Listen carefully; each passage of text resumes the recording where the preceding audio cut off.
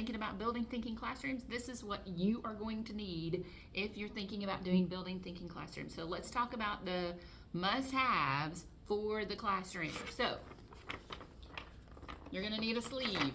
All of these, by the way, are linked in my bio in my storefront under classroom must-haves. I've done all the work for you. It's all there gathered in one spot.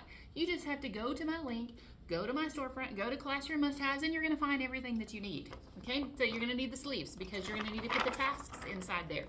You're going to need a really, really strong magnet because sometimes these might be a little heavy when you clip them to the board.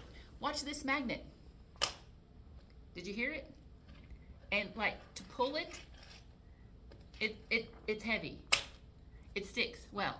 So get you a good strong magnet. Those are linked in my storefront in one place just for you. All right, you're gonna need erasers. These come in a multi-pack, and the reason I like them, they're magnetic. The kids can't lose them. There they are. So linked in my storefront, all in classroom must-haves. You're gonna need some markers. And you're gonna need different colors because each group, honestly, if you're gonna be going around round robin, you're gonna need different colors.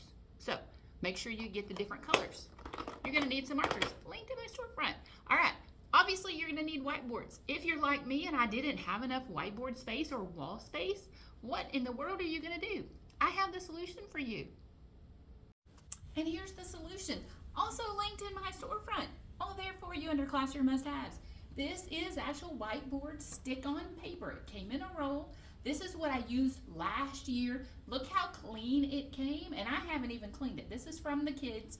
It sticks really well, so if you have a wall that you can stick it to or a door, like this is my closet door, like I stuck it there, just a roll specifically for whiteboard. Okay, so if you have that.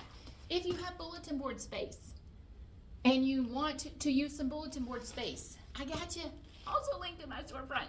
All right, so this is better than bulletin board paper. This is what I had last fall when I started. I had a bulletin board up, and I had this on my bulletin board. It's better than bulletin board paper.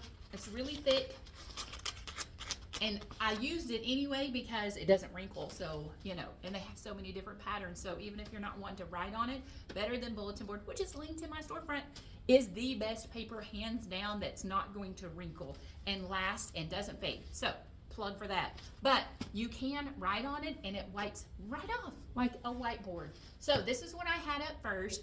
I was waiting on the white because, you know, whiteboard, they're all white. I wanted white, but I had to go ahead and start, and I started with the burlap. I should have just stuck with the burlap because really, honestly, the markers you could see well, like it really wasn't an issue, and I could have just left that up that I had for a bulletin board, and I just took off the stuff I had for a bulletin board because to me this was more important, engaging all learners, than having something pretty on the wall. So I got that, but then because, you know, I had to be extra, I went ahead and got the white.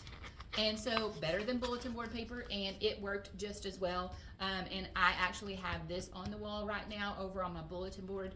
So if you have bulletin board space, get you some better than bulletin board paper. So those are the things that you're going to need if you're looking at starting a building thinking classroom. So just go to my link, and it is all there for you already picked out. Like I did all the work for you.